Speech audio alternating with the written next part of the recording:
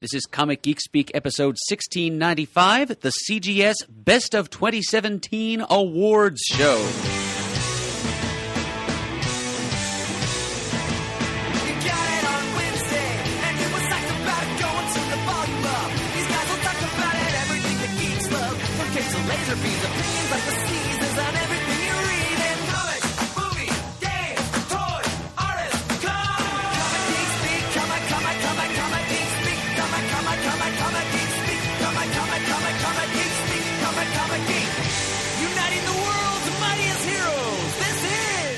I'm Brian Chrisman. I'm Adam Murdo. I'm Chris Everly. And welcome to the show. Apparently my intro ran a little long because I I jumped set up music for the orchestra. jumped the gun there. That was my fault completely. I jumped the gun. I blame the Academy. No, I jumped the gun there. The orchestra was not playing you're in early. Yes, this is better late than never. This is going to be our best of 2017. What do you call this again? The Comic Geek Speak Best of 2017 Awards. Yeah, what he said. So I said better late than never. So we'll have that. We should have some time later on for a little bit of comic talk, if you will, which I want to have some discussion on the recently released Action Comics 1000, as well as some other Action Comics tidbits. So forewarned is forearmed. But first, a word from our sponsor. And the sponsor for this episode, as it was for our nomination show, in fact, is a podcast.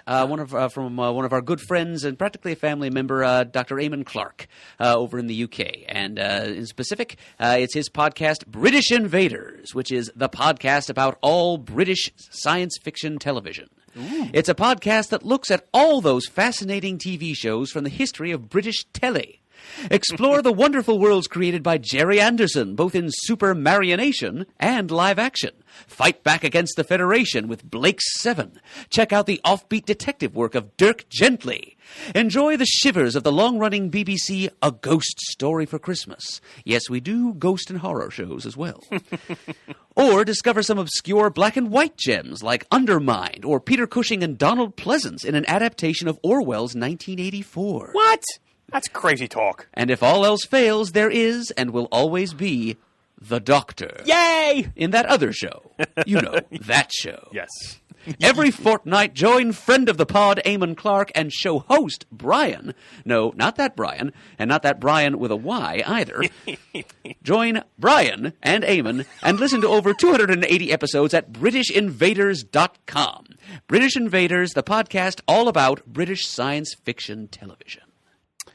Excellent stuff. I didn't know there was a Donald Pleasance and Peter Cushing 1984. That's quite interesting. It's news to me too, but It's welcome news. Those crazy Brits. All right, and speaking of Dr. Eamon Clark, Mr. Murd, you have something from the CGS mailbag. Yes. This was something that was sent to the studios a little while ago from Dr. Clark himself. Ooh, look at that. Oh. It's a piece of Mega City Book Club merch. I'm not exactly sure what it is. It's made in the UK. It says it right on the back there. It looks like a little plastic trivet, but it says Mega City Book Club right on it. Trivet. It's a stand for something like a coaster. I was going to say, why didn't you just say coaster? Well, it has little feet on the bottom of it. It made me think of a trivet. I don't even know what that is. It's something on a kitchen table that you use I'm not very bright. You can set pots and things on it, not just drinking glasses. But it does function just as well as a coaster. Carry on, my wayward son. There'll be peace when I'm done. There's a note enclosed from Eamon himself. Handwritten, I hope. It is! Yay. For that personal touch. And Eamon, also the sponsor for this episode, for whom we are very grateful. Adam, I've just finished this splendid book, and rather than drop it in the bag to go to the charity shop, I thought it might interest you. A very slanting hand. He's a doctor, after all. Also, true, this is a prescription for me to read this. Also, I couldn't remember if I had sent you your guest appearance fee for when I did the Mega City Book Club podcast early last year to talk about DR and Quinch. You get fees? I was not aware of that. It wasn't mentioned in the contract, but apparently I'm reaping the benefits all the same. There you go. In the form of a Mega City Book Club coaster. Okay, so it is officially a coaster. Ah, thank you, Eamon. But you can't stop me from using it as a trivet. I can edit this all out. You'll never know who's there. Curse you and your editorial power. So here it is just in case. Regards from the UK, Eamon. And the book, this is interesting. How about this? It's Dr. Mutter's Marvels, written by Kristen O'Keefe Aptowitz. A true tale of intrigue and innovation at the dawn of modern medicine. So it's a work of nonfiction, and it's about a man named Dr. Mutter, who is a collector of medical oddities. Yes, Thomas Dent Mutter. And there is a museum dedicated to him, containing much of his collection, and then some, in Philadelphia. Philadelphia, yeah, because you went there last year. Not only did I go there, I went there with Julie Benson during our little visit to Philadelphia on the same morning that, well, it was the afternoon by then, but on the same day of the morning that Eamon and I recorded our Mega City Book Club episode. You have just blown my mind, good sir. That is something. So it's a heck of, well executed synchronicity there, Eamon. And this is going to be very. I don't really normally go in for much nonfiction, but since it's a fascinating topic, and I now have a personal connection to the subject because I've seen firsthand, as has Julie Benson, a lot of the little medical anomalies that were on display in various little glass jars and Leyden jars. Creepy, wasn't it? Beakers, somewhat, yes. I saw a cyst with teeth in it. Yeah, and that's just the tip of the iceberg. But yeah, it'll be interesting to learn about the man who amassed this collection in the first place. So it's a real page turner, I bet. Yep, I'm turning those pages right now. See, thank you very much, Eamon. The P.T. Barnum of the surgery room. That's how he was known. Wow, excellent. All right, Adam. Well, this is your baby, so the floor is yours. All right. Time to release this baby into the wild, as it were. Yeah, so of course this is our Best of Award, which has been going on for quite some time, started by Peter the Rios way back in the day. Oh, yeah, I'm not sure this may be the 10th time we've done this. I didn't... we should have done the research for Didn't consult the archives. But it doesn't matter. We're living in the now here for this episode. This is all about... Or the now meaning last year, that is. Yes, for the Best in Comics of 2017, we... looked to you, the listeners, to provide us with nominations for what you thought were the best creators, comics, storylines, characters, etc. of last year. And you responded, and then we provided our own ideas, or our own nominees for what the best of comics of that year happened to be. And then we put it back to you, the listeners, to vote on all the different nominees supplied both by you and by us over 16 categories. And now we've got 16 final awards to announce. I would say distribute them, but these awards are basically as substantial as no prizes. They're just pieces of paper with names printed on them. And I actually do have envelopes here. Yes, we do. Or at least Brian and I in studio do. And Chris, do you have your sheaf of virtual envelopes at the ready? I do, Brian. All right. We're going to take turns here. I'll go first, then Brian, and then Chris. And we'll just keep on going that way until we've gone through all 16 of the CGS Best of 2017 awards. All right, we apologize. We actually, unfortunately, lost Chris. I mean, we know where he is, but we lost his signal, so we had to... we're going to soldier on, and he gave us the old thumbs up, so we're going to soldier on without Chris. Award him his Purple Heart of podcasting That's later correct. on. An honorable discharge from this episode. This will hopefully be remedied in the not-too-distant future with some internet tinfoil, I guess. Whatever works. All right, well, you're the master of ceremonies, Mr. MC Murd, so rock your MC and stuff. What do we have here first? Much obliged, band leader Pants. All right, so first award of the evening is in the category of Best New Hero or Team. Okay. A new protagonist, single, or group that was introduced in the year 2017. The nominees in that category for this year are, nominated by Chris, Deathstroke the Terminator and his little band of hero mentees. Jimmy Regent from Garth Ennis's Jimmy's Bastards from Aftershock Comics. The team of Superman and Booster Gold, nominated by Shane. And from the listeners, the Prehistoric Avengers, as seen in the Marvel Legacy one-shot by Jason Aaron. I'm opening the envelope. I do have actual envelopes here. The awards that Chris was supposed to give out remain in virtual form, so we'll just pretend to open an envelope when we get to those. But the winner of the award for Best New Hero or Team of 2017 is the Prehistoric Avengers. Huzzah! Yep, that is a heck of an accomplishment considering that the Prehistoric Avengers barely made it onto the ballot. Yeah, they barely squeaked together enough nominations. They were the only thing that squeaked together enough nominations from the listeners to qualify in that category. Okay.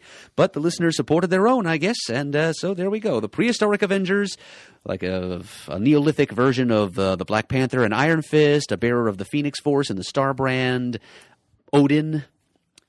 All right. Interesting assortment of characters there, not all of which I personally, as Continuity Wonk, felt should have existed at the dawn of time on Earth, but what are you going to do?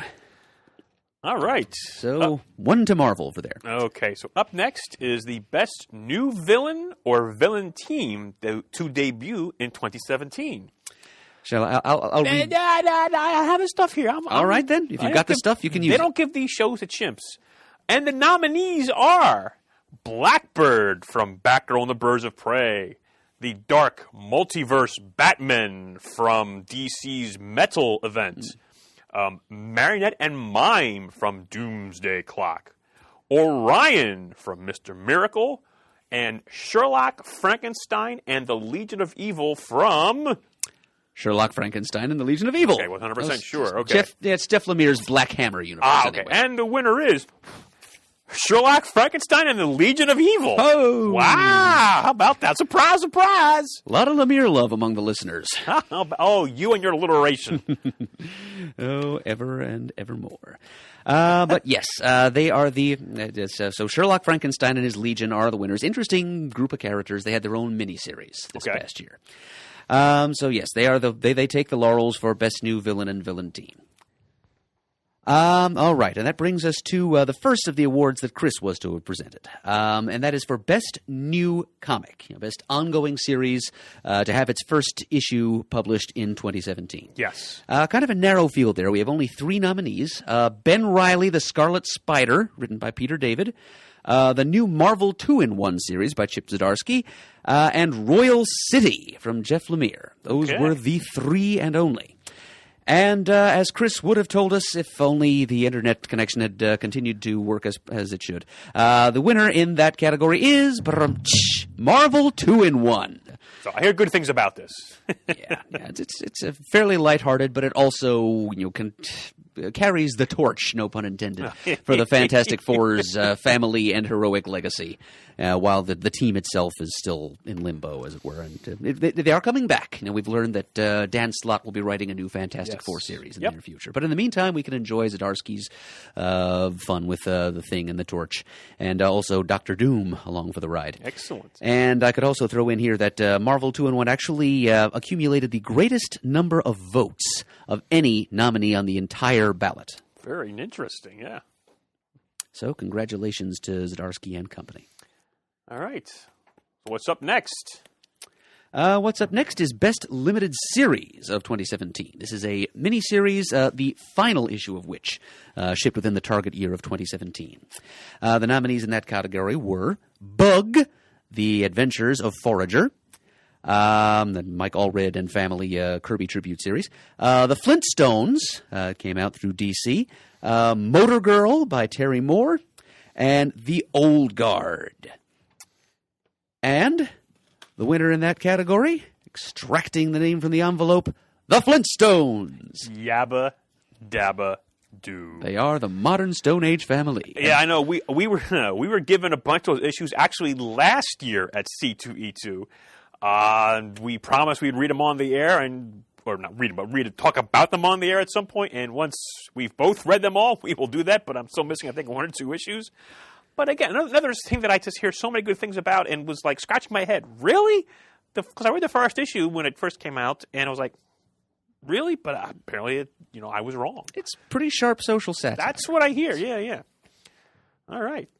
Well, then I have the nominees and the award for the best single issue / one shot. This is a great category. The nominees are Batman number 37, the Double Date, Batman Annual number 2, Batman / Elmer Fudd, and Immortal Brothers, The Tale of the Green Knight. And the winner is Batman 37 Double Date. That was a really good issue where Batman and Catwoman, Selena Kyle, going on a double date with Superman and Lois Lane, and whacking it. They have to switch costumes, and it's adorable. It's lovely. It is a well-deserving single issue. A great single issue among many great single issues in that Oh my series. God! Any one of those. Now I've read only of the Batman ones. Oh, and the annual number 2 I think was my vote. But God, that was a heartbreaker. But all good books. What can you tell me about the Immortal Brothers book, though? Well, that was a Valiant issue. Okay. It was written by Fred Van Lente, with art by Carrie Nord and I think Clayton Crane. Okay. Who provided an assist, and it's a like a Valiant Universe retelling, basically retconning the Immortal Brothers, Gilad and Ivar and the third one whose name is escaping me right now, Okay. and the Eternal Warriors, and putting them into the legend of Sir Gawain and the Green Knight, which is an anonymously authored classic of medieval English literature. It was one of the first things I read my first year in college, and seeing it redone in superhero terms by one of our favorite creators, Van Lente, was a treat. Okay. And it did get a few votes. But needless to say, the voting was dominated by those 3 excellent Batman issues, all written by Tom King. And the 3 of them were separated by 3 votes. It was tough. A lot of these races are actually pretty close, like hair-breadth margins of victory Okay. for a lot of things. But yeah, Batman number 37, Double Date, did just pull it off. And for Terry Moore fans, I should also throw in here that the Flintstones only beat it in the Best Limited Series category by 1 vote. Wow. And under Best New Hero or Team, the things that were not Prehistoric Avengers were all deadlocked. Like an even tie for second place, but the Prehistoric Avengers just edged them out. All right. Oh, I'm looking forward to this one. Next one is Best Cliffhanger / Moment. Yes, and this is another one of those that would have fallen to Chris, where he's still with us. And the nominees there... I mean, don't get us wrong. He hasn't passed. He's just not Right. with us on the show right now. This is no fault of his. We just weren't able to understand him very well over our internet connection, so he nobly volunteered to bow out of the rest of the recording. He fell on his sword. Committed seppuku, as he would put it. But anyway, Best Cliffhanger Moment. Nominees are Batman's proposal of marriage to Catwoman, the arrival of a long-missing character from the Watchmen universe at the end of Doomsday Clock number 2, Motor Girl recounting her traumatic experience in Iraq, which I believe was Motor Girl number 7, the Purple Man has the audacity to possess Jessica Jones's daughter at the end of Jessica Jones number 13, and heart-wrenching conclusion to Silver Surfer number 14. Come on, Surfer. Come on, Surfer. Come on, Surfer. And the winner is, by a single vote, once again, Batman's proposal of marriage to Catwoman. It's still a nice issue, but Silver Surfer number 14 gave you all the feels. Oh, my goodness. Yes, and it did get a lot of love. Like I said, that was another horse race there. But it's hard to compete with Tom King nowadays. I've heard that. So he's not a breakthrough talent this year again? He didn't get any write-in ballots for that? Not that I noticed, no. And I noticed quite a bit. I'm sure you did. No, I think the word has gotten out that he's... that category is off limits to him. We kid because we care. And we care so much. All right. So it looks like the next category is Best Storyline within a series or across multiple series. It does look that way. This has wow, it's a lot of nominees in this category. Yeah, it's another one of those broad fields, and we do like those. Want to spread the love around as much as we possibly Certainly. can. First nominee, the Avengers Decimal. It was like a mini-series within a series. Oh, is that the Barry Kitson illustrated? Exactly, set during the Silver Age of the Marvel Universe, starring Cap's Kooky Quartet. Remind me who wrote that, though. Mark Waid. That's why I thought. I wanted to say it because Mark Waid and Kitson together. The JLA Year One team reunited to do pretty much the same thing for the Avengers. And I believe Mr. Eberly has mentioned on the air, he actually has a page or two original from that series. I recall him saying that, Yes. and I'm a little bit envious. I'm a lot envious, for Christ's sake. Are you kidding me? I wouldn't dare kid you, Brian. But yes, it was a fun story, and it was my nominee for this category, and it's the first nominee in that category. Second is The Button, that excellent 4-part crossover between Tom King's Flash and Rob Williams' Flash, or is it Rob Van Diddy that was writing that at the time? I'll have to look, but that was Flash and Batman issues 21 and 22. Mm-hmm. Came out last spring, and it took a little bit of hunting to find for those of us who didn't have them on pre-order. Yes. Then Doomsday Clock is the third nominee. Jane Foster's ongoing battle with cancer from Jason Aaron's The Mighty Thor. A Power Greater Than Cosmic storyline from The Silver Surfer. And The Secret Empire crossover from Marvel. And from Tom King's Batman, The War of Jokes and Riddles. Have you found out anything about The Flash? I'm still looking. Okay. I should keep doing that. I should have said vamp, vamp, vamp. Vamp, vamp, vamp. Okay. Internet slow. And now, I'm taking my letter opener here. It's a pair of scissors for crying out. You can do the whole thing with Carney, just ripping them like I do. I could do that, yeah. But I bothered to bring the thing along, you know. It's a piece of it's an animate object. There's a pair of scissors right there in front of you, right over there. Yeah, that's out of arm's reach. Oh, my God. Yeah, I know. But the winner... This will improve your mood. The winner in Best Storyline is A Power Greater Than Cosmic. Yay! From the Slott Allred Silver Surfer series. It's difficult to compete with Tom King, but it's not impossible. And the button, I should mention, the Flash Power was written by Joshua Williamson. Oh, okay. Who, strangely enough, recently contacted me. That is somewhat strange. Yeah, I have some artwork of mine up on the Comic Art Fan site. Not all of it, but some nice stuff. And my favorite single issue of all time is the Flash 79, the final installment of the Mark Waid written, Greg LaRocque drawn Return of Barry Allen storyline. And Greg LaRocque was very busy at that time doing the interiors. He did not do all of the covers for the series. So the final covers of that series were done by Ty Templeton. I happen to own not only the cover for that issue, but the interior title splash page. And I got contacted by Joshua Williamson because he's a current writer. He just wanted to know if I was looking to sell the cover because it's also one of his favorite stories. And he was very nice. And I said, no, actually, it's not for sale because it's my favorite storyline.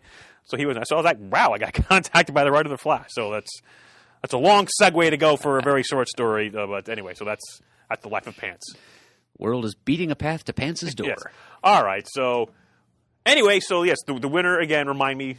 A Power Greater Than Cosmic from Silver Surfer. Yes, and it's the last chance we'll have to vote for anything pertaining to that series, which left us in 2017. So I'm glad that it's getting its due here in the end. All right. So the next category is Best Sleeper/Surprise Hit. And the nominees are Curse Words, The Flintstones, Marvel 2-in-1, Volume 3, Mr. Miracle, and Star Trek The Next Generation, Mirror Broken. And the winner is... Dum-da-dum. You folded these so... Mr. Miracle! Written by some guy named Tom King. I cannot say I am surprised. And not just because I tabulated all the votes, but... It's really about the only thing you could vote for Mr. Miracle in this year's voting, because it is a miniseries, and so it wasn't eligible for Best Ongoing anything, and also not eligible for Best Miniseries because it didn't conclude in 2017. Well, but the artist was nominated. But the series itself, I mean. Correct. Yes, so I'm sure we'll be hearing a lot more about that next year. Yeah. It's going to be an early favorite for Best Limited Series of 2018, I'm sure. Don't bias the voters. Not doing any such thing. All right. So the next category I see here is Best Ongoing Comic, and which need not have begun publication in 2017. Right. It could be a pre-existing ongoing series, or it could be a new one if listeners were so inclined. They wanted to vote that way. But the nominees for Best Ongoing Comic were Batgirl and the Birds of Prey, Batman, as written by Tom King, Kill or Be Killed by the team of Brubaker and Phillips, Silver Surfer, Anywhere and Everywhere, hold on. And Star Wars, Marvel's Star Wars ongoing. And Chris would be telling us right now, if he were still with us, that the winner is indeed Batman. Dun, dun, dun. Na, na, na, na, na, na. Yes, with a healthy number of votes. Wasn't quite the runaway I might have thought, but the runner-up, you might be happy to know, it was indeed Silver Surfer. Excellent. But there we are. More laurels for the king. All right, and that brings us to the Best Graphic Album category. This can be either a collection of pre-existing material or an original graphic novel. And the nominees there were Joe Casey's Annual, which came out through Image last year. For Shane, JLI Omnibus, Volume 1 from DC. The Killer, Volume 5, that was Chris's. My Favorite Thing is Monsters from Fantagraphics Books. And Jeff Lemire's Roughneck. And opening this envelope that I have in my hand here, I didn't even need to blow into it. JLI Omnibus Volume 1. What an amazing cover. Did you see the cover for that? I didn't. What does it look like? Oh, my God. It's the old homage to the JLI number one, where... Or just Justice League. Justice League, right. Or just kind of standing there looking like up at the what reader. you look at where it's like everybody's on it. Wow. Is there a word bubble? I don't remember. You asked too many questions. Moving on. The next category is for Best Writer. And the nominees are Jason Aaron, Dan Abnett, Tom King, Jeff Lemire, Greg Rucka, and Dan Slott. What an amazing creative team of writers we have there. But the winner is Tom King. I think you knew that even before you pulled out. I had a guess. But any one of those would have been an excellent winner, in my opinion. But in a year like this, with the body of work that that man has been turning in, yeah, and it was a landslide. I don't mind telling you. Really? He won. I mean, he didn't. I mentioned earlier that Marvel 2-in-1 got the greatest number of votes of any one nominee in its category. But Tom King, even though he didn't get quite as many votes as Marvel 2-in-1 did, he won by the largest margin. He outstripped his competition in his category by more than Marvel 2-in-1 did, because Royal City by Jeff Lemire got a lot of support too. Okay. But as worthy as all the other nominees are, and then they wrote some great comics in 2017 collectively. But Tom King was far and away the reader's favorite. And if I had submitted a vote or myself, listener's favorite. Well, they had to read the comics first. So they read the comics, they listened to the podcast, and they also had to read the list of nominees. All right, let's go on before we just fall off the rails completely. Niggle over semantics as much as we want. But anyway, yes, Tom King. Huzzah. Okay, and then that brings us to Best Artist. I believe this was going to be one of Chris's to reveal. Another excellent assemblage of creative talent in this category. The nominees for Best Artist of 2017 are Mike Allred, Greg Capullo, Russell Douterman, Mitch Gerrits, Scott Collins, and Sean Phillips. But the winner of the Best Artist Award is Mike Allred. Yay! Woohoo! Yes. Another one for the Cosmic Silver Camp. Surfer. Well, of course, he did work on Bug. Oh, yes. The aforementioned Bug. But Silver Surfer just knocked it home. And turned in some fine covers as well. Yes. And that Batman Legion of Superheroes. Yes. Was that in 2017? Batman 60. Yes, it was. Okay. And I did contact his art agent, and good for Mike, but he is keeping all of his Silver Surfer artwork, which is great for him, but sad for those of us who have to get a piece of that series. But I know he does. They said, well, he does commissions. It's like, yeah, I know, but so maybe at some point down the line when Pant hits the lottery, he'll get a commission from Mike Allred. Right. But, Surfer and Dawn Greenwood and absolutely. Toomey. That's exactly what it would be. You're 100% right. But all right. So I guess the next category is the Best Writer/Artist. Right. One creator who does it all, baby. Well, not everything, but does those two things, right? Well, yeah. In some cases does it all, but does two things, write and draw. And the four nominees in that category are Jeff Lemire, Terry Moore, Sean Gordon Murphy, and Ed Piskor. Jeff Lemire is the winner, folks. Yay! Yeah, he had a semi-comfortable lead over Terry Moore, but he was up there too. All right, and the next category up is Best Color Artist. And the nominees are Laura Allred, Jordi Belair, Elizabeth Breitweiser, Laura Martin, and Matt Wilson. And the winner is Laura Allred. Best known in 2017, at least, for her coloring work over her hubby. Yeah, they're a great team to work together. Just good stuff. And the colorist on the Silver Surfer book. Yes, yes. And that brings us to the Best Letterer Award, or as I like to call it, the Todd Klein Memorial Best Letterer Award, because he's a front runner pretty much every year. Folks don't know who else to nominate. He's a good bet. And sure enough, he is one of the 4 nominees in this category, along with Joe Caramagna, Clayton Cowles, and Russ Wooten, up there with Todd Klein. And, well, I don't have an envelope for that because that was emailed to Chris, but this is actually the one and only tie that we had in this year's Best of Awards, and I'm kind of happy about that. I prefer to have clear winners, but tied for first place in this category are Clayton Cowles and Todd Klein. There you go. Yeah. And there was also a second place tie between the other 2. Okay. So, love and recognition for all 4. And now, last but not least, this is the pinnacle of the evening, if you will. Oh, so I missed doing the penultimate thing. Oh, crap. All right. You got a lot on your mind. But now it's time for the ultimate award. There we go. Final award, the terminal award. You hold in your hand the final envelope. Yes, and written on it in smudgy Sharpie ink are the words, Breakthrough Talent of 2017. Okay, these are creators who didn't necessarily have their first work published in the target year, but who probably came to mainstream fan attention or prominence during that year. Mm-hmm. And the nominees there are writer Donnie Cates, artist Mitch Gerrards, writer/artist Marty LeGros of Action Lab Entertainment's Toyetica, and Matt Rosenberg, who is a writer. He's done some things at Marvel lately. All right.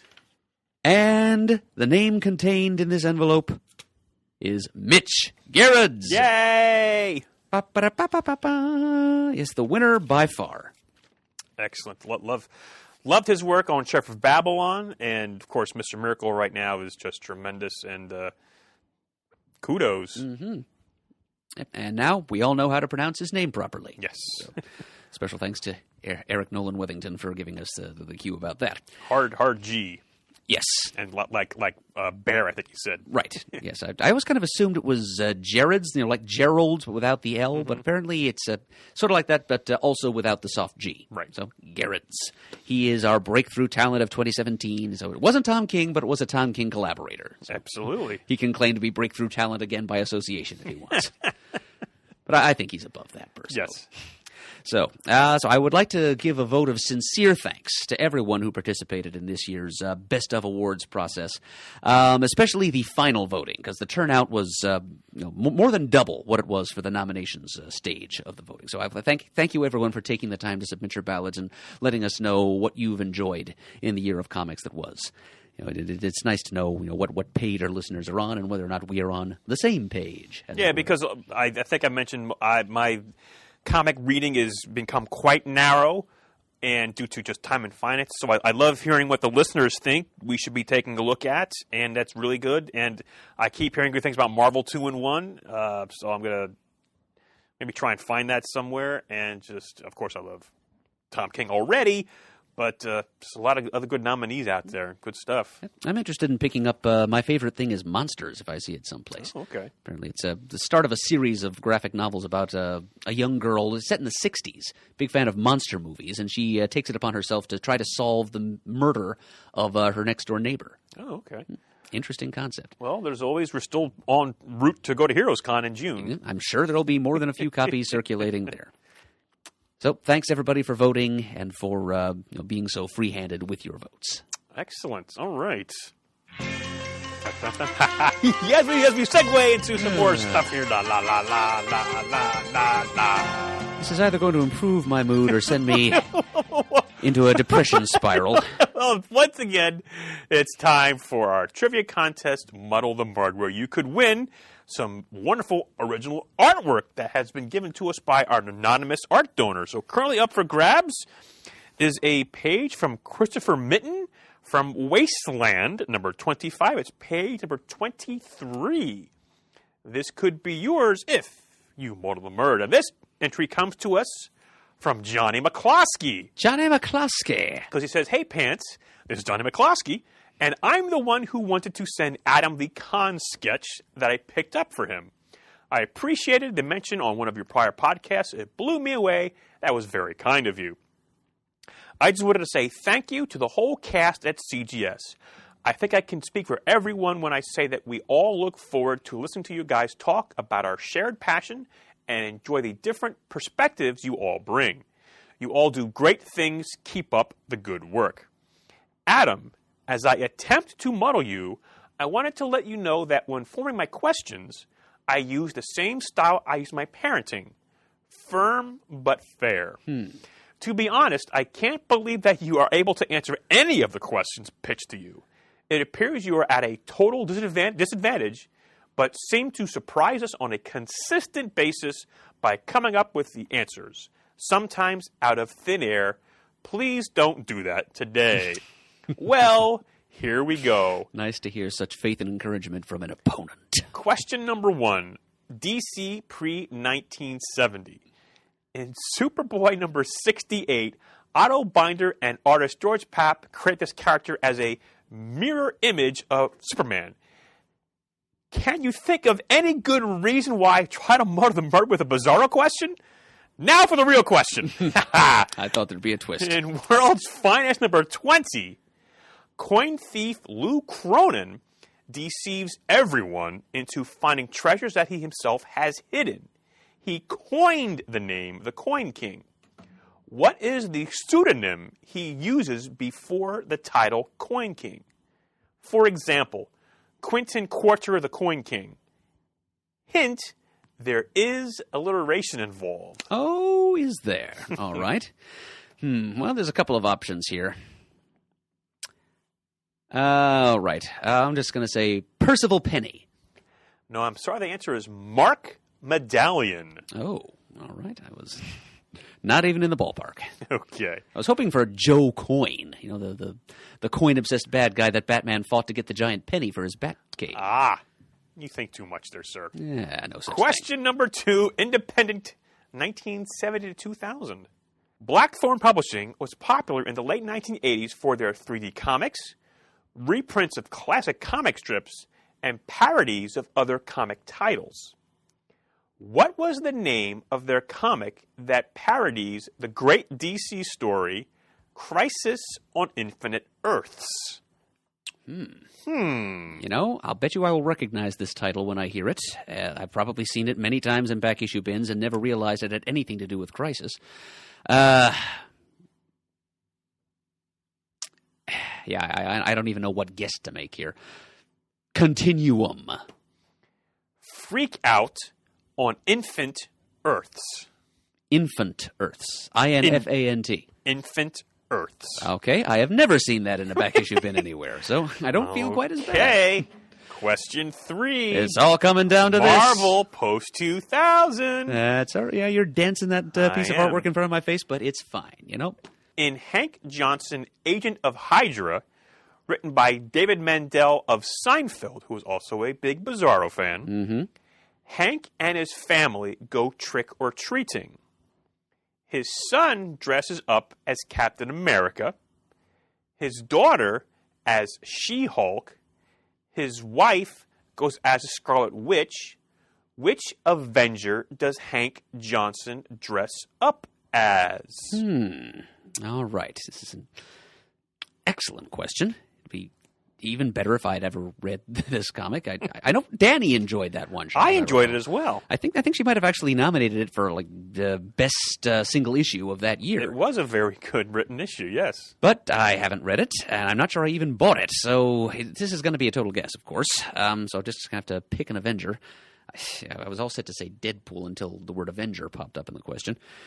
All right, so his son was Captain America, his daughter was She-Hulk, and his wife was the Scarlet Witch. The Vision? That would be the obvious choice, but no, I'm sorry. The answer is what you probably think right now, Rage. Yes, Rage actually came up in a guest episode of another podcast, Back to the Bins, in which Chris and I recently recorded a guest shot. I talked about a comic that had Rage in it prominently, but yeah, I would not have guessed Rage. Nah.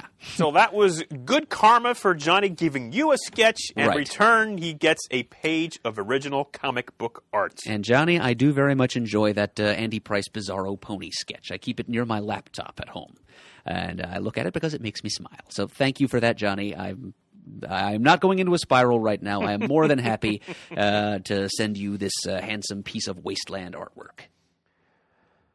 All right. So as I mentioned, we're going to move into a little bit of discussion on Action Comics. Because this past Wednesday, April 18th, 2018, the 80th anniversary of the release of Action Comics number 1 saw the release of Action Comics number 1000, which they had to sort of like move heaven and earth to get this to work with that. It's just an amazing feat, editorial-wise, to get this to happen, I think, on that date. Tremendous, because that's apparently the date that it was first on newsstands in 1938, Action Comics number 1. Editorially and also on the distribution end, just to get everything out and on the shelf in the proper time frame. Yeah. So we have a little bit of discussion on Action Comics 1000. It was, of course, an anniversary issue, 80 pages, had a whole lot of stories, starting out with From the City That Has Everything, a lovely story. Written by Dan Jurgens and drawn by Dan Jurgens. And this is a very nice story, sort of taking place in current continuity, with Superman being tricked into going to something to honor him, which I thought was very nice. Having to be tricked. Yes, to go to something to honor him. That's very much in character. Yeah. They actually had to resort to Martian Manhunter telepathically tampering. Yeah. Spoilers, by the way. Oh, yeah, well, I mentioned at the very beginning, spoilers. There was a story, Never Ending Battle, written by Peter J. Tomasi, drawn by Patrick Gleason, and it was all told in splash pages. Yeah, that one wasn't my favorite, actually. No, it was a Vandal Savage story, touching on different eras of Superman. Yep, where Vandal Savage traps Superman in a time trap that sends him tumbling through different alternate histories of his, which of course correspond to different. They mentioned hyper time. They do. Yes, he's weaponized hyper time. Hyper time. Do. Anyway, I love me some hyper time. Yeah, so do I. And, Peter Tomasi is bold enough to actually invoke its name in this story of his. And it was really more like a slideshow of different pinups of Superman in different eras, different situations. Even a few homages to Superman and other media thrown in there. Mm-hmm. There was one that I think that showed the Super Friends Superman attacking regular Superman. Hyper time, anything can happen. There was An Enemy Within, written by Marv Wolfman and drawn by Kurt Swan. This was, I think, an older story that never really saw print before. Yeah, they actually had to borrow a page from the Superman The Secret Years miniseries, as written by Bob Rozakis and penciled by Swan, inked by Kurt Schaffenberger, to conclude it. That's why Superman looks young in that final splash page, which is the only time I think you actually... No, I'm thinking of the wrong story. It is pretty much more a Maggie Sawyer story more than it is a Superman story. Yep. But yeah, the Superman looks younger in that last. It's because Superman: The Secret Years was set around Superman's college education. Mm-hmm. There was The Game by Paul Levitz and Neil Adams, with a little match between Luthor and Superman, with a nice little homage to the Kryptonite No More cover. Yes. By Neil Adams. I think it was Superman Comics 233. Yes. And I did look that up. I was going to say, how the hell did you know that? I do own the issue, but if I hadn't looked it up, I would never have been able to pull that number out of the air. Don't worry. Right. Well, then the next story I thought was kind of interesting, called The Car, written by Richard Donner and Jeff Johns, penciled by Olivia Coipel. It goes back to Action Comics number 1 and touches on... I thought I had to pull out to make sure this is the right thing, but touches on... He's thumbing through his Millennium Edition copy of Action number 1, folks. Touches on the character Butch, the driver of the car in Action Comics number 1, and the story is about the car's wrecked in this story. And now in this story, and this is an extreme nitpick, but I believe let me pull up the issue here. You see the opening scene. The car's in a body shop, and the guy says, "Well, what happened here? How did your car get high?" And I think he says, "I hit a." What does he say here? He says, "I hit." The guy goes, "Hey, buddy, would you hit an elephant?" And the guy goes, and Butch goes, "No, a man wearing red underwear. Actually, in the comic, he didn't hit him at all. Superman leaped over the car. Well, it all happened so fast. Maybe Butch thought he hit the guy. Sure. But then, of course, Superman just rams the car into the thing. That's where we get the great famous cover cover image. But yeah, it touches on, because he left him hanging on a telephone pole in the original story, and it touches on him getting down. Well, that was kind of nice. A nice Richard Donner, Jeff Johns collaboration. I thought that was very nice. It was an enjoyable, heartwarming little tale. Yeah. Where Superman goes and has a heart-to-heart talk with Butch in the end and does his bit to try to reform him a little bit. And I've never enjoyed Olivier Coipel's art more than I did in that little 5-pager. That was nice. I normally don't like his style, but that's fine. But something about the colors, I think, provided by Alejandro somebody, with special thanks to Matt Wilson. I don't know if he did the separations or what, but I will say this is a story that Siegel and Schuster probably wouldn't have written about Superman in 1938. I mean, Superman talks to Butch and says, you can fix your life or junk it. It doesn't have to be more complicated than that. It wouldn't even have been that complicated in Siegel and Schuster's day. This guy was a crook, and he would have been just popped in the face and thrown into jail. Yep. But it's these are more understanding times nowadays, and so it, as you say, Brian, it's a very nice story from Donner and Johns. Yeah. We have another Luthor story with the 5th season, Scott Snyder and Raphael Albuquerque, sort of harkening back to some early Smallville stuff between Superman and Clark Kent and Lex Luthor. Right. So this is sampled from a version of Superman's timeline when the two of them did grow up together in Smallville. And it's poignant for us because we're kind of in the middle of our Central Pennsylvania 5th season right now. Oh, man. Anything's going on right now. We had that drop in temperature from Saturday to Sunday, 46 degrees. Yes. From the 80s right back down to the 40s. Crazy. But that's not why it called. Not at all. Then, of course, next we had Of Tomorrow, written by Tom King and penciled by Clayman. A nice end of the world story, so to speak. That was kind of it. And Tom had posted that story on Twitter several weeks ago, so we've seen that already. You could call it a Legends of the Dead Earth story. Like, humanity lives on. Certainly. It's 5 billion years in the future. Superman is still the same as always. Lois is apparently the same as always, too. And yes, what is he giving The her? Eternity Formula. The Eternity Formula. Tastes like grape. And Lois used to like it, but 5 billion years is a long time to be drinking grape. But it's Superman saying goodbye to his adopted world and his adopted parents in a very, very final way. Yes. Also a very, very touching way. Yes. We have the story 5 Minutes, which I very much enjoyed, written by Louise Simonson, artwork by Jerry Ordway. Oh, this was just a nice of how Superman deals with being Clark Kent and Superman and his deadlines and things happening so quickly. We saw Bibbo appear. Right?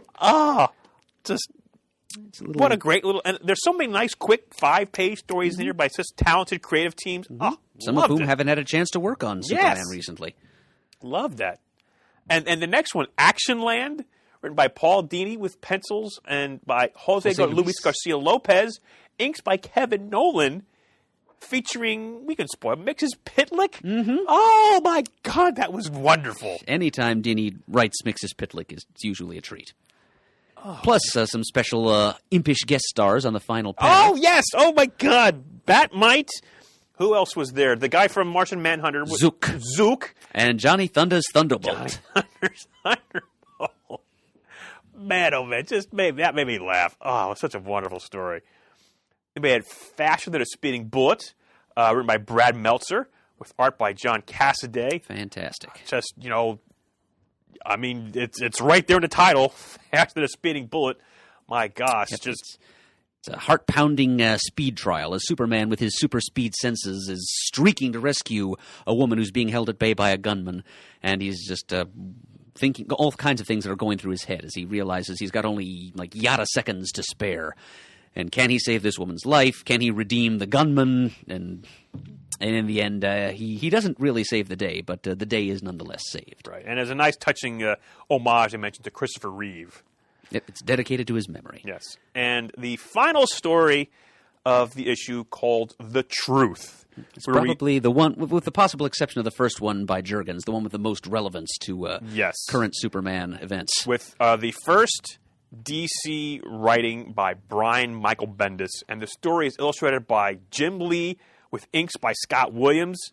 Yowza. And I didn't know what to expect going into this. I knew a little bit. I knew there was this new villain. And say his name for me, if you would, please. Rogol Zar, I think it was.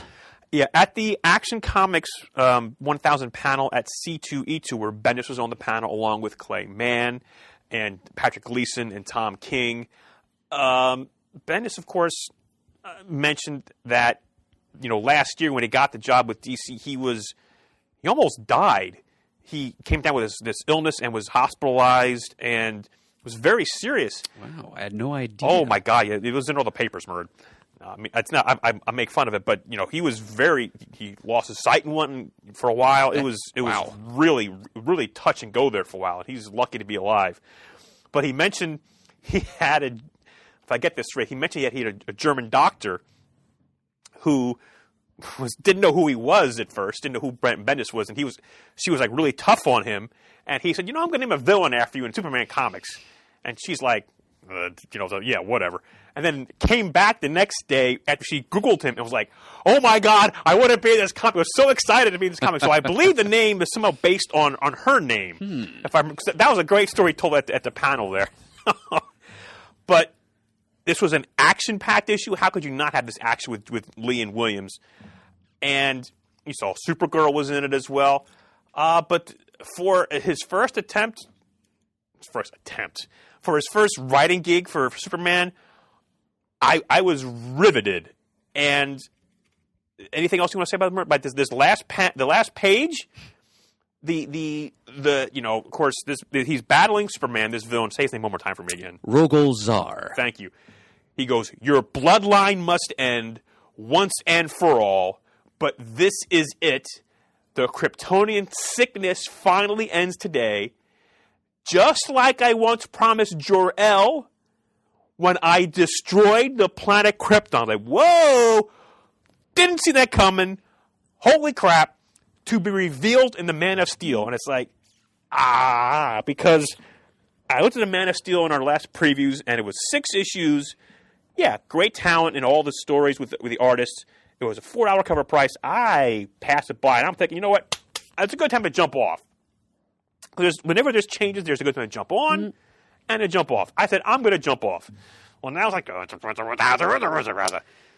yeah, I jumped off too. I don't think I'm quite as tempted as you are to jump back on at this point. I mean, this was a well-done, action-packed story, as you said. It's less self-indulgently Bendis than I was expecting it to be, which is a good thing. And Jim Lee's art is what it is, which is not bad. I like the new character, Rogol Zar. He strikes me as a very late Bronze Age reminiscent kind of Superman foe. He's not the first character that's ever had a mat-on for Kryptonians, of course, but Bendis did succeed in finding a new angle in telling us that, guess what? Krypton didn't just explode as a result of natural internal chemical instability. Somebody actually killed it. Somebody deliberately destroyed it. And I'm of mixed feelings about this. Personally, I think Superman doesn't need a Joe Chill. He doesn't. I mean, vengeance has never been a part of his personal ethos. He's never been driven in the same way that Batman is, and giving him a white whale, as it were. I do think there's going to be some like Captain Ahab, Moby Dick duality going on in here. It seems that Zar himself has kind of an Ahab complex against Kryptonians. So now Superman is going to have something similar against him. I'm getting the impression.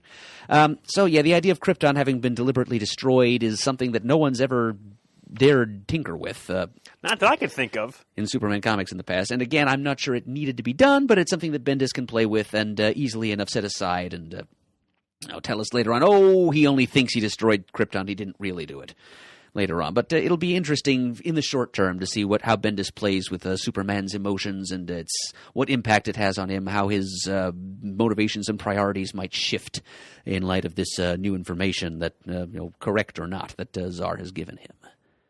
All right, Action Comics 1000. Really had that last page had me like, okay, you got me there. Yeah, it was a really good mix of talented folks and some interesting short stories, more of them good than mediocre. Yeah. And I want to throw out a couple of just some statistics and just like real minuscule things about Action Comics itself. Somewhat of a mini spotlight on Action Comics, if you will. Micro spotlight. Macro spotlights, what have you there. It's not the actually 1,000th issue of Action Comics. There's been more than 1,000 issues. It happens to be numbered 1,000. There can be all kinds of arguments. Of course, you can say Action Comics Weekly. It was called Weekly, but it took over the number of Action Comics. So the original series ended with issue 904. But, of course, there was a 0 issue in there and a 1 million issue in there. There was a second 0 issue then during you're getting ahead of the scout there. Okay. No, you're fine. But then there was, of course, the new 52 and Flashpoint. And this was a big point of argument between, as I understand it, Dan DiDio and the powers that be at Warner Brothers, that they wanted to continue on with numbering of Action Comics and Detective Comics. But they were told by Warner Brothers, if you're going to do this, you got to start all over again. And he understood that. So there was a new Action Comics #1, which ran for 52 issues, but there was a 0 issue in there. Plus, when they had those covers, lenticular covers, it was like issue 23, but there was 23.1, 0.2, 0.3. Were those like Forever Evil related? I believe it was, yeah. When they had the name crossed out and put a villain's name on there, whether it was, whatever the villains were. Probably Bizarro in Action Comics' case. It could have been like Metallo or one of the others. Yeah, and then, of course, when they did the Rebirth, they picked up the numbering and continued on with Action Comics 957, because 904 plus 52 goes to 957, but they didn't take into account the other 0 issue plus the point issues, which, again, could be nitpicking, but so Action Comics 1000 is not necessarily the 1,000th issue of Action Comics. I'm not even counting the annuals. It's just, again, me and my number, take it for what it's worth, but still it's a landmark issue. And again, they had Tordo getting this whole thing around. It's crazy. There were so many, I find this, in my doing research, so many backup stories in Action Comics besides Superman. I mean, he only was on the front of the issue, but there was a lot of other stories in there. Superman, of course, was the best known for it, but so many other characters, like Congo Bill, for instance. Congo Bill debuted in issue 37 of Action Comics, and with the exception of issue 93, appeared all the way up through issue 261. That's over 200 issues of Action Comics. Of course, where you get Congarula in there. There's again, the Vigilante appeared in Action Comics for quite some time. Of course, Zatara. Tommy Tomorrow. Looks like he was first issue of 127.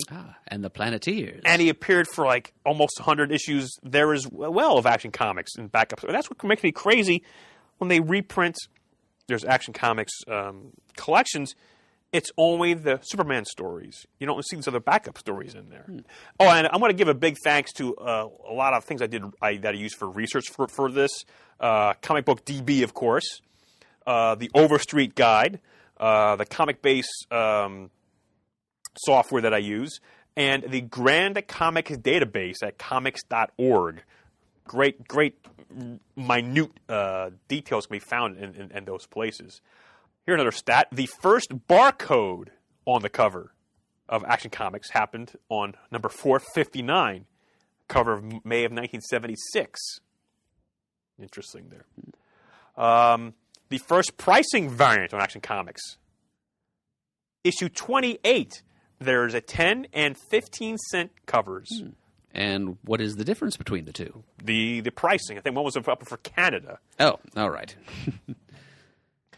Issue 22 saw, for the first time on the cover, world's largest selling comics magazine for Action Comics.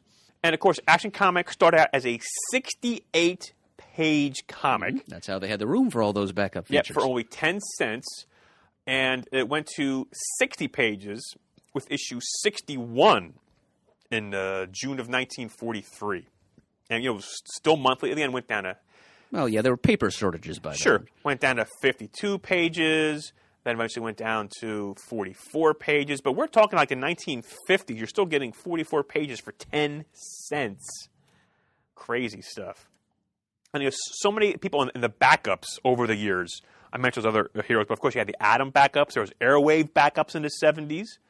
Of course, Supergirl first appeared in Action Comics 252. And also that issue was the first appearance of what villain? Metallo. Metallo, exactly correct. I have one of those Silver Age Classics reprints that they did briefly. Again, there was Green Arrow backups in the Silver Age and Golden Age. Human Target, Metamorpho. Oh, remember the triangles we had back in the 90s for DC Comics for Superman? Of course. The first Action Comics triangle appeared in issue number 662. Do you know the name of the letter column for Action Comics? Was it Metropolis Mailbag? It was Metropolis Mailbag. God bless alliteration. Darn it, Johnny, why couldn't you have asked me that one?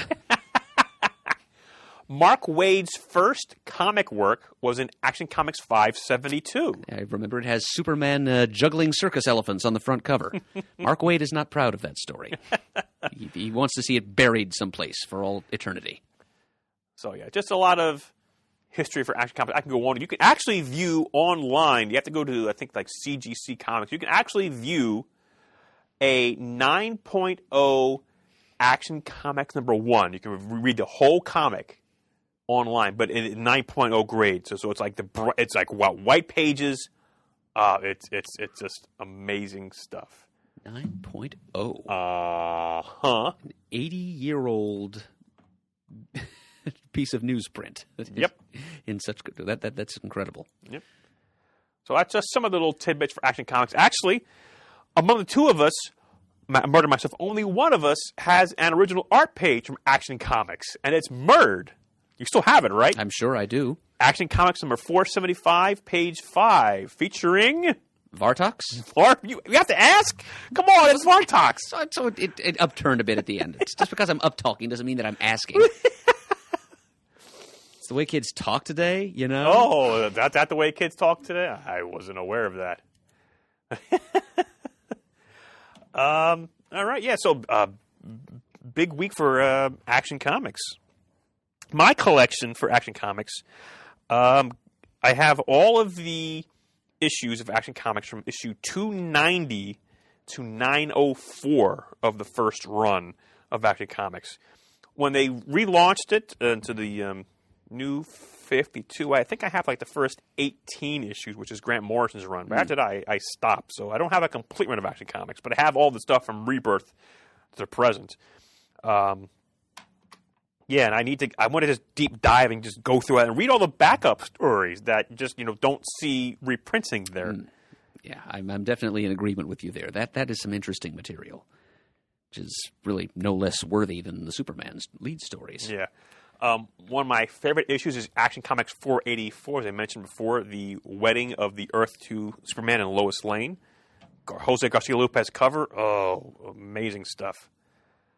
All right, do you have anything else for Action Comics Murder?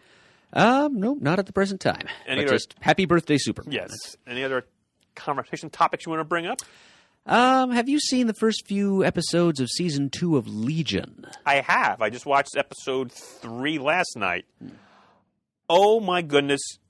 Visually, again, stunning. Just the camera work, the lighting, the effects, it's mind-blowing. It really is. What did you want to bring up about that? I don't steal your thunder there. No. I asked you, after all. Wow, okay. Two sides to every story, after all, and all that. Yeah, and I certainly don't disagree with anything you just said. Visually, it is stunning. I mean, it's gorgeously surreal. The story, so far, I'm feeling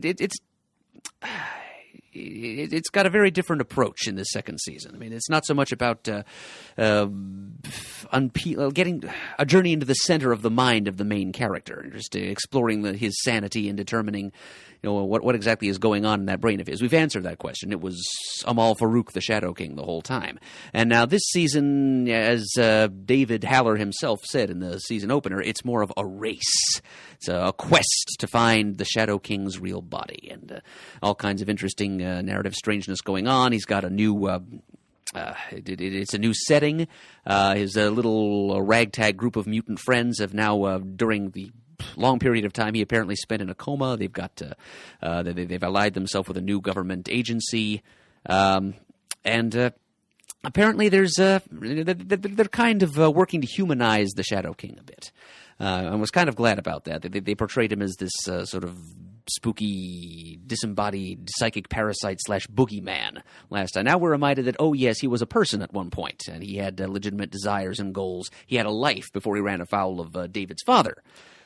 Did they mention David's father in the first series, do you recall? Because they mentioned him several times in the second series so they far. They did mention his father, okay. Yes. The mystery of his father's identity was touched upon. I mean, you did actually see the turning wheelchair. Wheel of a wheelchair with the X in the spokes. Right. Yeah. So he's been hinted at. And now we know that the father is responsible, as he was in the comics, for the Shadow King being separated from his body. On the mystical plane? The astral plane. The astral plane, thank you. I knew it was one of those planes. Yeah, or the psychic plane. Psychic plane, right. But in any event, he was divorced from his body, and he ended up having to take refuge in the mutant brain of Xavier's son. And he's been kind of hopping around since. And they've actually hired, and I was happy that they hired an actor of Middle Eastern descent to play the new Amal Farouk. And oh my God, season. is he tremendous or what? Oh, he just radiates urbanity and suavite. The linguistics this man has a possession of is just envious. I'm so envious of the way. Hopping from Arabic to French to German. Oh to my English. God, it's brilliant. Absolutely brilliant. Kudos to his performance and also to the script writers for that. Oh my God, yeah. It's a complete trip out. Some of these ways they go, the monk in the last episode, this virus, the teeth chattering. Oh my God, but you have to. It's slowly building. You really have to pay attention. You can't look away. There's so many visual cues and sometimes quick cutaways, like the letter H, letter U. That's just boom, boom, quick cutaway. You got to really pay attention, and it's worth it. And I like the fact that. I think it's about an hour in length. A little more than that, actually. It's like 75 minutes. Well, that's with the commercials. I'm talking about the actual content. It's probably closer to an hour. Okay, granted. So I like that they're expanding it because, stuff. And again, David Stevens is just tremendous in his acting, and everybody else is really great. But really, it just makes you think. I'm loving it again. Oh man. Yeah. I just hope it keeps up the momentum here. I mean, I can see them kind of decompressing a bit as the season wears on. I mean, they're spending 2 episodes here on the teeth chattering plague, and David's going to have to spend the whole next episode crawling. I don't know what's coming up. Oh, you didn't see the promo? No, of course not. Why would I do such a thing? Okay, actually, who are you talking to? They've gotten to the. Okay, I think we're caught up to the same point though. You mentioned the letters H and U and hurry. Yeah. Okay, so yeah. All right, I won't say anything more then. But. I mean, we sort of know as viewers where his body is. We think we know where it is. I mean, we have a general idea. We have a general idea. Yeah, we know what building it's in. We don't know where that building is located. Oh, but So the thing is, they need to get his the Shadow King's mind back to his body. Well. David is now working against his allies in Division 3, this weird, loosely government-affiliated paranormal investigation agency. They want to destroy the body to rid the world of the threat of Amal Farouk forever. But David he's received hints that Farouk is necessary. You know, this is kind of an old trope. You know, the last season's big bad becomes next season's key ally, and this is something that we've seen in action shows before. But he's going to be necessary to fight off a bigger threat that's on the horizon. We don't know what that threat is yet, but I'm going to enter my guess now. Okay, you can get it on the record, sir. I think it's going to be the Xenox. Okay, you're going to have to dumb it down for pants. What are you talking about? I know you're not that conversant with Marvel lore, but yeah, this is an early X-Men related concept. It's an alien race. I think they were introduced during Roy Thomas's run on the X-Men back in the 60s. You're aware that for a time back in the 60s, Professor X appeared to be dead. Yes, I do remember talking about that in one of the Spotlight episodes. Well, it turned out in that story that it wasn't actually Professor X who died. He had gotten a former mutant bad guy called the Changeling to assume his identity and lead his team for a while Professor X himself went into seclusion to prepare himself to telepathically repel an invasion by a race of alien conquerors and slavers called the Xenox. Again, I have a very vague recollection of that, but that's why we have you on our side. Certainly, I am the backup drive. So, yeah, I kind of think it's tied into Professor X, and it would be a reason why they would need a powerful telepath. Because I think Xavier was able to repel the Xenox by using his powerful brain to link all the other brains in the world to create a united psychic front to repel the Xenox as they approached. So I would be willing to bet that they're going to draw on that. That's where I'm putting my money. Okay. I'm just along for the ride because, like I said, I don't know where the show is going. I enjoy it tremendously on all fronts. It's, again, the visuals, the acting, just all above board. The writing is great. I still love they mention at the end of every episode Chris Claremont and Bill Sienkiewicz for the inspiration. Right, as the creators of David Charles Haller. Yes. Yes, and I agree with everything you say. The only reservation I have is that the pacing is going to slip off kilter, as is wont to happen in season-length shows of this kind.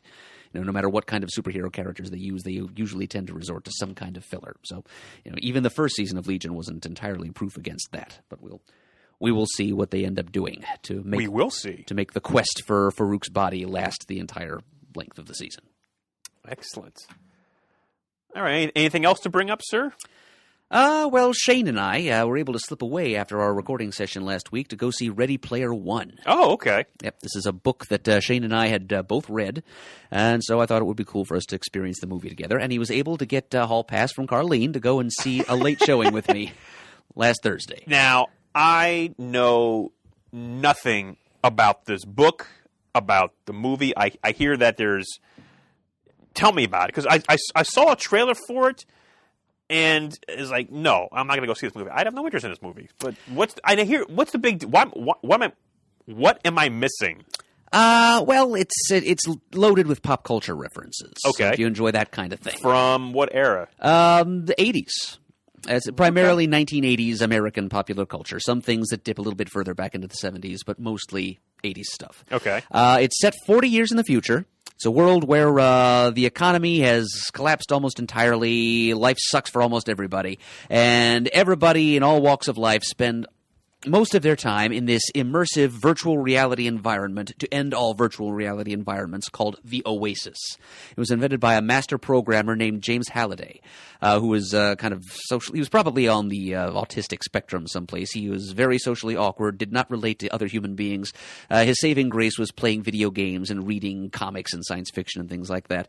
He grew up to be a game programmer and designer, and he designed this enormous gaming system so it's kind of made the internet obsolete in this future world. And everyone spends all their time adventuring through the many hundreds of virtual worlds contained within this oasis.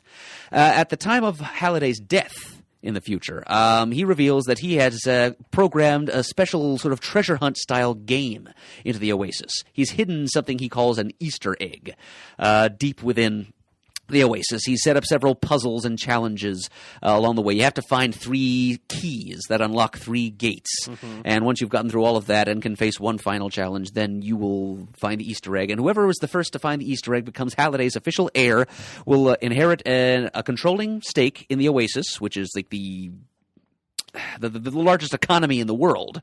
So it's a couple of $1 trillion. And so you'll basically become the richest and most powerful person in the world if you find this thing. And in order to find it, you have to be familiar with all the same beloved 80s music, video games, etc. that defined Halliday's youth. Oh, okay. So it's a dignification of nerd knowledge is basically the thrust of Ready Player One as a story and as a property. And the book is just chock-a-block with all kinds of references to pop culture of the 70s and 80s, mostly 80s. For reasons of trademark, they had to streamline that a little bit for the movie because they couldn't get the rights to everything that was mentioned in the book. Okay. The plot is also somewhat streamlined, but at least they got the author, Ernest Cline, to write the co-write the screenplay. Oh, okay. So it's more faithful than it might be. Shane and I agreed that the book, for a couple of different reasons, particularly the number of references that had to be cut out in the movie, the book was better. We agreed with that. And the book itself, honestly, I'd describe it as a young adult novel written for young adults in their 30s and 40s. You know, the message it seems to send is it's okay to love the things you love, and maybe one day your encyclopedic knowledge of the things that you love may make you the richest, most powerful person in the world. It's a bit of a fantasy. And they had to sort of tone that down and shift the message a little bit for the movie, saying, you know, it's great to love the things you love. You may profit by it, but what's even better is reality and forming real relationships with real people. Bah! Phooey. Yeah, who needs it? Who needs it? But yeah, the main character is a kid named Wade Watts. His dad gave him an alliterative name because he was a comic book fan. And he does indeed find... oh my God! He finds love. Oh. He finds the Easter egg, but he also... Oh, you spoiled it for me! Oh my God! No, that's okay. I'm not going to go see it anyway. It's not a huge spoiler. I mean, the plot is a little bit predictable. There are some twists and turns, some unexpected curveballs. It's an entertaining story in both book and movie, but not exactly a substantial or satisfying one. And I would say that the movie is even less substantial and satisfying than the book. Oh, okay. There is one sequence where... I meant to look this up. Do you happen to know offhand if The Shining, the Stanley Kubrick Shining film, was a Warner Brothers film? I don't know. Let me see as you continue to talk what I can find out for you. Well, you see, one of the challenges that Wade and his friends had to go through to find the Easter egg involved reliving... Warner Brothers. So there you go. They were able to... Warner Brothers was able to incorporate a lot of Kubrick Shining stuff into an extended scene. Okay. And there was in the book, it's more like I think Real Genius. Like Wade had to plug himself into a simulation of Real Genius and recite all the dialogue, start to finish. And he had to do the same thing with Monty Python and the Holy Grail towards the end. And in between, there were a couple of classic video games he had to play through, like Joust, for example. That was like the first challenge he had to face. So there are certain things that they had to switch around, and certain characters don't come off quite as well in the movie than in the book. A couple others come off a little bit better in the movie than in the book. On balance, though, again, Shane and I thought that the book was just better and somewhat more rich, or somewhat richer. That's the better comparative degree. A somewhat richer entertainment experience and just a better and more completely told story. All right. And now watch how I do the segue here. See if I can do the pulse off here. This was directed by Steven Spielberg, correct? It certainly was. Who has been announced he's going to be working on a Black Hawk, using Smile. Black Hawk movie. How about that? Did I do a good segue there? That worked just fine, Brian. I'm glad you were able to work that in there because I'm up for that. I will definitely go see Black Hawk, directed by Spielberg or not. So, what do we know about this? Has it just been announced he's going to be doing that? It says he's tackling the movie Black Hawk. He's going to direct an adaptation. Yeah, it's very new. I don't think we have much information. Okay. Yet. Other than that, Adam Murdo will go to see it. Okay. And I mean, I'd probably go see a Black Hawk movie. Yeah, but it just seems out of left field all of a sudden. Do you know any history behind the movie or his interest in it? Not really. I mean, we've seen him direct period pieces a few times before. So this is kind of like doing another World War II period piece, which is an era of interest to him, I believe. And didn't he direct 1941? Yeah. Yep. So there you go. It's it's that stuff, except he can now tap it into superhero lore. And I don't know if if there are any planned crossovers with DC, the DC EU. I don't know if we'll see Golden Age superheroes in there anywhere. But. Well, yeah, because I guess, he could, I don't know, he could do anything with Black Hawks, because it was all different eras, but I guess they debuted in Military Comics #1, I believe. Exactly. And, okay, we're not going to be Metal of the Murder, but who are the members of the Black Hawks, the original members? This was actually a Muddle the Murd question. Oh, it was? Point. Like, what was the membership of the Blackhawks in Military Comics #1? Okay, I don't know. I know there was the incentive Chop Chop. Is that who I'm thinking of? He was not in the first issue. Not in the first issue. Okay. Because you see that was, I had to take the contestant's muddle away because he had a whole long list of different Blackhawk flyers. But the question had said, as of Military Comics #1, who were the Blackhawks? Okay. And really only Blackhawk himself. He did mention one other Blackhawk, just like one minor throwaway character who never showed up again by name. But it was pretty much just Blackhawk. Chop Chop didn't even show up. or Wang Chan, I think was the name they eventually gave him. But yeah, there were those two. There was Stanislaus. There was Chuck. Fredrickson. I think there was a French one too. I read the volume of Who's Who Update 88 over the summer that gave you the updated, I think, Chaikin version of the Blackhawks team, where we learned that Chuck's real name was actually Carlo Sirianni, and he was Italian-American when he was really more of a WASP before that. That's when Wang Chan, or Chop Chop, became a fully-fledged member of the Blackhawks instead of just their offensive Chinese ethnic stereotype sidekick. Mm-hmm. Let's see, there was a... I don't think I mentioned Olaf, but he was in there. But they were an international group of flyers, and so they were, a few different allied powers were represented in the group. Okay. Eventually, Blackhawk himself, whose real name was originally Bart Hawk, was retconned as I can't believe I'm blanking on this now, but something Prochaska, Jonas Prochaska. Okay. So he was actually Polish. Yeah, this is one team that, no pun intended, flew under my radar, and I really don't have many appearances by them. I might have the Chaikin stuff. I'm not even sure if I actually read the Chaikin stuff. But, I guess they came from quality to D.C., it looks like in the 1950s, which I wasn't even aware that transfer happened at that time. Mm-hmm. And they kept right on running through most of the Silver Age. They even tried to revamp them as superheroes very briefly. Gave them very silly costumes and code names. Like one of them was called the Listener, and he had little ears all over his costume. Yeah, it ran through the 50s and 60s. Looked like it went on hiatus for quite a while, from like the 68, and came back in the 70s for a little while, and then came back again in the 80s for a little while with like the same numbering of the series. But yeah, it was suspended in November of 68 and came back again in, But yeah, I don't really have I'm not sure if I have any Blackhawk comics. I might have one or two I picked up for like $1 here or there. But yeah, interesting to see what happens with that. Yeah, I know I don't have an awful lot of back issues of Blackhawk myself, but that Chaikin, like the mini-series, I know is on my one of my shopping lists. And I know I have a Millennium edition of Military Comics #1. I know I have that in my collection. But interesting, Spielberg going to do a Blackhawk movie. I thought, wow, where did this come from? But hey, interesting stuff. My guess is it came from the intersection of his love of World War II action dramas and dogfight scenes, and the current vogue for comic book derived cinema. So whatever, I'm watching it. Okay. Do you have anything else? Because I got one more quick thing. Then. All right, I'll do your quick thing. All right. Well, sort of an addendum to our previous episode. I mentioned there we went over Gaga over back issue number 106 with the sort of like Gold Age back in the bronze, like the All-Star Comics and that kind of thing. Bye. And one of the things that Tomorrow's does in many of their publications, whether it's back issue, whether it's Alter Ego, or what have you, and when there's like illustrations or they use like artwork to help out with the story, they get a lot of art from fans, whether it's actual fans giving them images of pages, or sketches or commissions are used a lot in these books. And I forgot to mention, I got taken a task by my friend John Burke when he heard the episode. The cover for back issue 106 has a nice Joe Staton JSA cover. That's actually John Burke's artwork.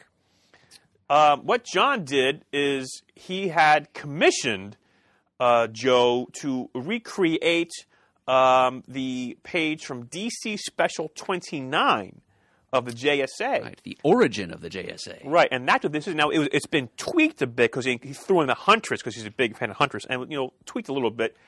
And this was done back in 2016, and Joe was very pleased with it, and John was over the moon with it. Did he get that at Heroes Con? He got that at Baltimore Con in 2016. He picked it up, and that image is actually on the black and white. Is actually on Comic Art Fans. You can find that. But he's like, well, didn't you mention the cover? I was like, I forgot all about it. I'm sorry, John. I got a lot on my mind.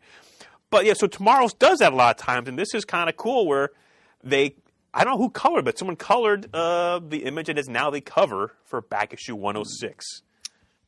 Wow. So cool stuff. Yeah, way to go, John. Yeah, because he's a huge JSA fan, and he probably has a lot more original art than I do. You know, we talk about me and my art. He's got a huge collection, and it's gorgeous to look at. You can look at it on Comic Art Fans. John Burke. Tell him Pants sent you. It's a B-U-R-K, right? B-U-R-K, yes. I'm sorry, do you have anything else to... I forgot to give my rating of Ready Player One. Oh! I give it to... That's my fault, my oversight. 2 3/4 frickin' swears.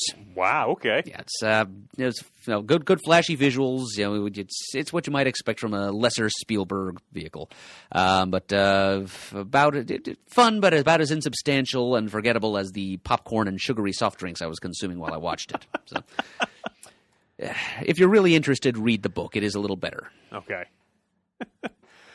All right. Is that going to wrap it up for us here on this episode? I guess so. All right. Well, I guess the time has come to once again thank our sponsor, which is the podcast British Invaders, the podcast all about British science fiction television. Visit BritishInvaders.com and check out Brian and Eamon's labor of love there. Thank you guys for sponsoring this show for us. If you'd like to send us an email, the address is comicgeekspeak@gmail.com. If you'd like to leave a voicemail, you can call 267-702-6642. You can like us on Facebook. You can follow us on Twitter, where our handle is @comicgeekspeak. You can go to thecomicforums.vanillaforums.com to leave feedback about this and many other episodes of our podcast. React to the winners of the Best of Awards this year. Talk about Action Comics, etc. And also join in other non-podcast related, comic related, and geeky topics with lots of your fellow CGS listeners and fans. We would like to give special thanks to those of you who have donated to the show recently or in the further past. Really appreciate it. The show would not be what it is today without your help. And as always, we are uniting the world's mightiest heroes, one listener at a time. You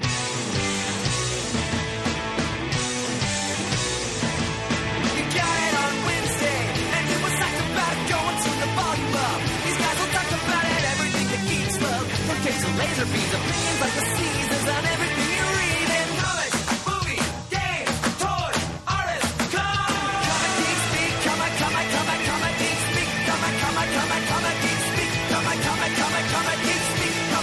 geek speak.